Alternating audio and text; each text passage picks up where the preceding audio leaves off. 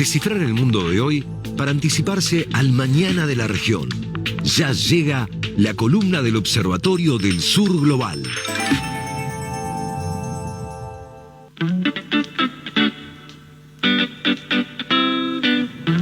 Bueno, ahora sí con la columna de Fede Montero, adelante. Bueno, interesante retomar algunas de las cuestiones que planteaba Tilio en el editorial. Fundamentalmente lo que dan a conocer estas filtraciones,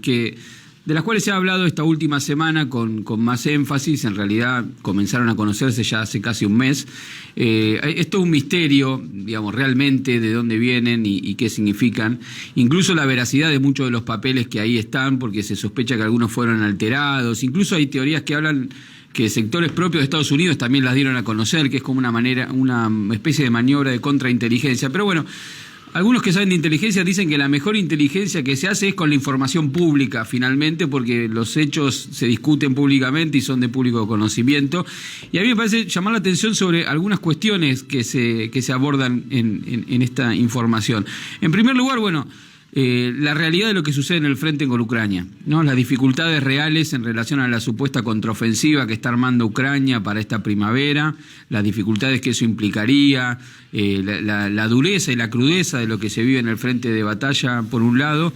las expectativas o no que esto puede generar en relación al fin del conflicto o a la continuación del conflicto. Y la otra dimensión que me parece muy importante que se da a conocer en estas filtraciones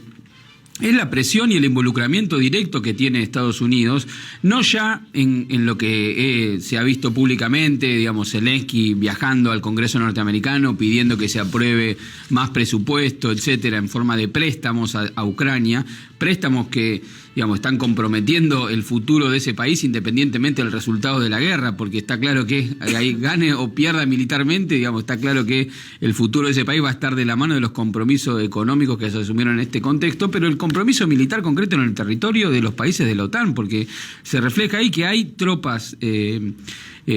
fuerzas de élite de varios de los países que son miembros de la OTAN operando en el territorio, lo cual implicaría ya infringir una de las reglas tácitas de este conflicto, que era que no intervenían directamente los miembros de la OTAN en este conflicto. Esto es jugar con fuego, como ya lo venimos sabiendo. Entonces, un elemento a considerar. Segundo elemento a considerar importante es el nivel de presión de Estados Unidos sobre sus aliados para que se involucren en el conflicto a través del suministro de armamento y de apoyo de otro tipo. Esto fue muy claro, por ejemplo, las filtraciones que refieren al rol de Corea del Sur e incluso las discusiones al interior del gobierno de Corea del Sur que surgen producto de estas tensiones y estas presiones que realizó Estados Unidos sobre los que son sus aliados en el marco de este conflicto. Por no hablar de otro tipo de filtraciones que refieren a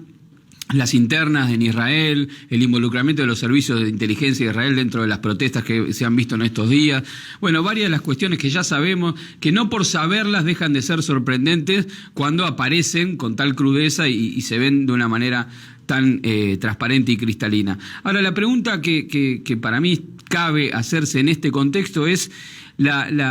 los intereses que hay detrás de una cosa y de la otra. Está claro que la guerra es algo que nos involucra a todos, primero por una cuestión humanitaria, digamos, pero por otro lado por una cuestión de intereses. La Argentina ha sido perjudicada, como muchos de los países del sur global, por este conflicto, por las consecuencias económicas que tiene, por las consecuencias de las presiones geopolíticas que se ejercen sobre estos países, y está claro que detrás de la mayoría de los conflictos que hoy existen en el mundo hay una estrategia para tratar de generar que estos conflictos se mantengan latentes, que es uno de los modos que tiene en esta etapa de su hegemonía en crisis de Estados Unidos de mantenerle el nivel de presión y de sostener alguna de las dimensiones de lo que es su estrategia. En este caso, esta guerra tiene que ver básicamente con quebrar un vínculo que unía a la industria europea con la provisión de energía en términos baratos por parte de Rusia, que era una de las claves de la competitividad, por ejemplo, de la industria alemana. Ahora esta reconfiguración de la ecuación energética obliga a repensar esto de otra manera. Entonces, tenemos un vector en este marco de las discusiones geopolíticas que veíamos que impulsa las crisis, impulsa la salida belicista para generar de esa manera una dinámica de construcción de una forma de hegemonía. Y como contrapartida me gustaría llevarlo a los países de desarrollo intermedio que están pidiendo que se conforme un club de naciones para que haya una salida política y negociada en el corto plazo para este conflicto, no solamente por razones humanitarias, sino por razones de interés de corto y mediano plazo, tanto de los países dependientes que se ven afectados por el conflicto y por la guerra, pero también por la potencia emergente, que es el caso de China, que China... ¿Por qué le interesa no involucrarse directamente en la cuestión de la guerra y por qué le interesa la paz? Porque está en una fase de expansión de su desarrollo económico, donde iniciativas como el cinturón y la franja y la ruta de la seda, necesita que no haya conflictos, digamos, por ejemplo en Medio Oriente, y por eso está jugando las cartas que está jugando, para que haya un marco de entendimiento de paz en Medio Oriente, para que esa propuesta de desarrollo económico pueda llevar adelante. Pero lo mismo en relación a Europa, que más le conviene a China volver a ese marco de relaciones sin conflicto, y lo mismo en el propio, digamos, área de influencia de China, que tiene que ver con el conflicto abierto en Asia y en relación a la situación de Taiwán. Entonces, pensar que también en los posicionamientos geopolíticos tienen que ver con cuáles son los escenarios posibles de desarrollo de los conflictos que hoy están abiertos, y que tienen que ver con los intereses, no solamente con una cuestión humanitaria o ponerse del lado de uno o del otro, como si fuera una película de buenos y malos, sino de pensar los intereses nacionales de los países dependientes como los nuestros, los intereses regionales. Les conviene un mundo en conflicto, les conviene un mundo inestable, les conviene ver comprometidas sus economías, como en el caso de la Argentina, que se estima que ha perdido más de 10.000 millones de dólares producto del conflicto, o nos conviene un mundo donde haya entendimientos políticos para los problemas, resoluciones pacíficas institucionales para los problemas, mientras intentamos poner en marcha nuestras economías dependientes. Y en función de esos intereses nacionales, cuál es el tipo de estrategia que tenemos y cómo apoyamos abiertamente las iniciativas, como es la propuesta que Lula le llevó a Xi Jinping, para que se arme un club de países de desarrollo intermedio que puedan ir generando y presionando en los ámbitos internacionales para el escenario de cómo se desarrolla un final pactado, por lo menos de cese del fuego, para retomar una dinámica de salida negociada para ese conflicto que permita restablecer ciertas lógicas de juego en el escenario económico y político internacional, que le permitan a países como el nuestro, que ya tiene bastantes crisis encima, tener mejores condiciones para salir de eso. Así que la reflexión que me merece estas filtraciones tiene que ver no solamente con lo que dicen, sino cómo muestran las distintas estrategias que se plantean a nivel internacional y cuál es el rol que debe tener países dependientes como el nuestro en un concierto de naciones con tanta crisis frente a este conflicto. La impresión, no sé, Fede, ¿qué opinás? Es que al único que le conviene esta guerra es a Estados Unidos. Porque a Europa tampoco le conviene, si bien no está teniendo la suficiente soberanía o autonomía como para decir que no. Macron está